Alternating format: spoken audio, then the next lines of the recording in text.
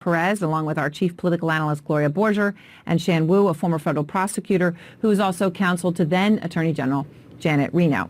So, Evan, let's just start with the fact that this is a big move, but it didn't come at the snap of a hand, right? It took 22 days for Attorney General Merrick Garland to do this, got the grand jury involved, and as Jessica's laying out, there are challenges here. It's not just going to be an easy walk in the park to take this to a finish line. What was Attorney General Garland's thinking, and why did he wait?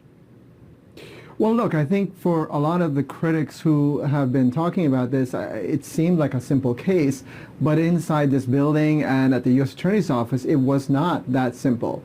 As Jessica pointed out, there's some novel issues that are raised by this. The Justice Department doesn't bring these types of cases very often. The Justice Department, tends to be, frankly, on the side of people from the executive branch when they are defying Congress because they're claiming executive privilege. Those instances usually are because they're the same party on the, they're serving under the current president.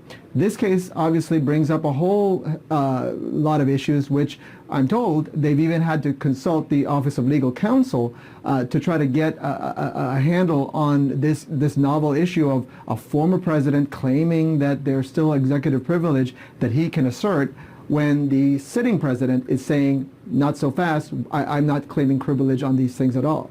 Right. That's the complicated thing, right? It's the does the time of when you were the executive matter? I guess they've got to go through that. I mean, Shan, Steve Bannon is expected to self-surrender.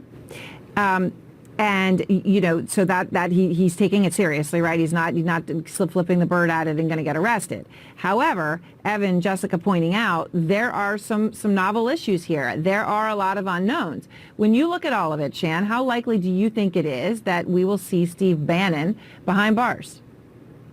I think if it goes to trial, and most criminal cases don't, I think he would be convicted, and the judge might give him some time. I mean, maximum consecutive would be 2 years. He has no record. He's not going to be sitting there a long time. I think he's certainly going to try, as Evan and Jessica were saying, to use the executive privilege defense. But from the department's point of view as a prosecutor, this is a very simple case. It's about he didn't show. No show in person, no show on documents. And that's what they need to keep it on, not delve into the executive privilege if they can help it. Right. I mean, Gloria, I want to remind people again what Steve Bannon said just one day before the January 6th insurrection, lest anybody wonder what his knowledge was. Just listen to what he said publicly again. All hell is going to break loose tomorrow.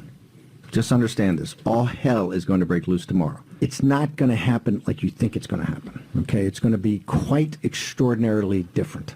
And all I can say is strap in. The War Room, a posse. You have made this happen, and tomorrow it's game day. I mean, Gloria, the context around what then happened, do you think there's any chance that Bannon gives everything else he knows to the committee? Because obviously he had a lot of conversations and a lot of interaction with people involved in the insurrection prior to that day.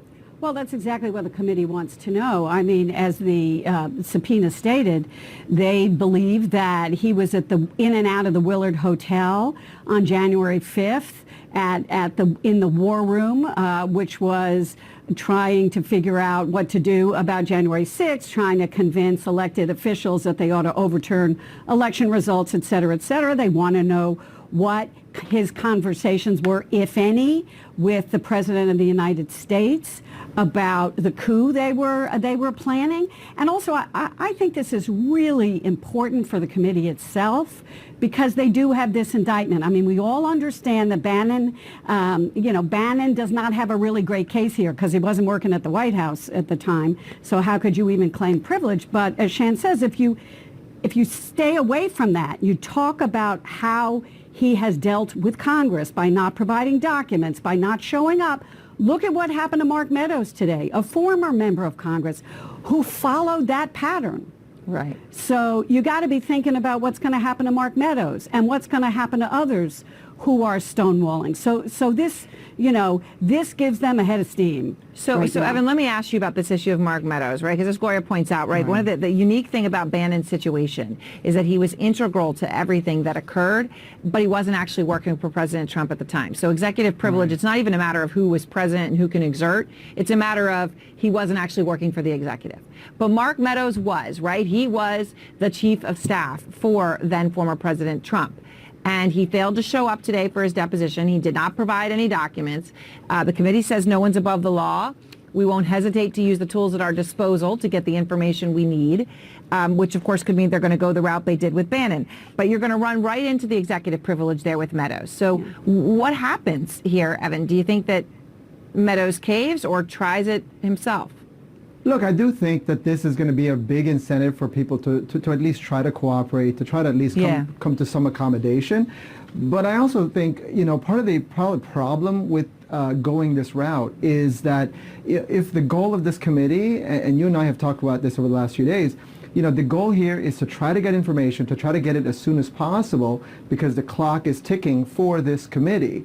And by bringing this case now, this basically takes it into the hands of a judge. We don't know how quickly this trial is going to happen.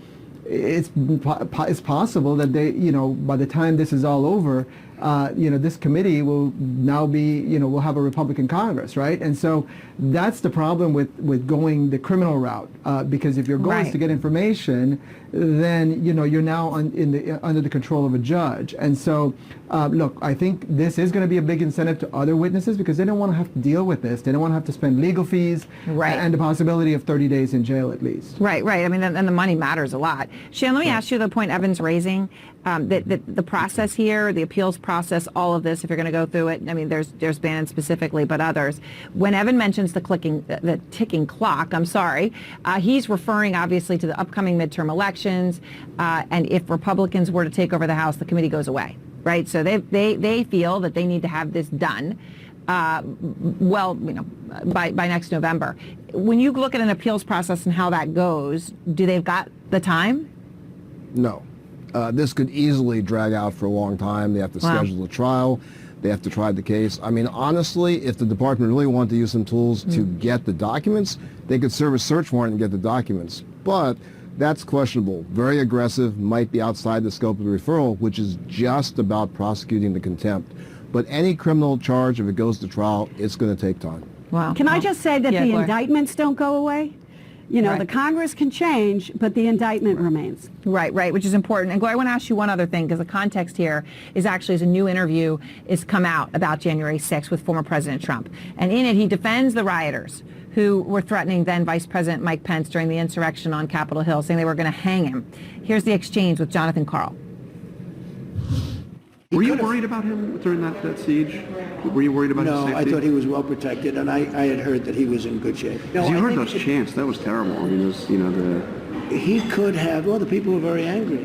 We're saying hang Mike Because Pence. it's common sense, John. It's common sense that you're supposed to protect. How can you, if you know a vote is fraudulent, right? Yeah. How can you pass on a fraudulent vote to Congress? So, Gloria, right there at that moment, siding with the people who said hang Mike Pence over Mike Pence. Well, it's kind of remarkable, and it may explain why a lot of folks who from the Mike Pence group have volunteered to go speak to the committee, because they were very upset about this.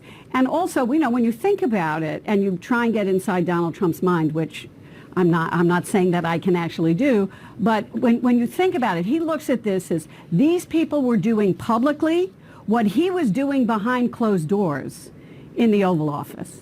They were really, they were trying to overturn an election. And what was Donald Trump doing in talking to state election officials or talking to his attorneys, et cetera? He was doing the same thing. So he looks at them and says, that's common sense. Right. Well, calling Brad Raffensperger, telling him to find Sure. one more vote than sense. I lost by, and I've got it. All right, thank you all very much. I appreciate your time. Thanks. And next, a major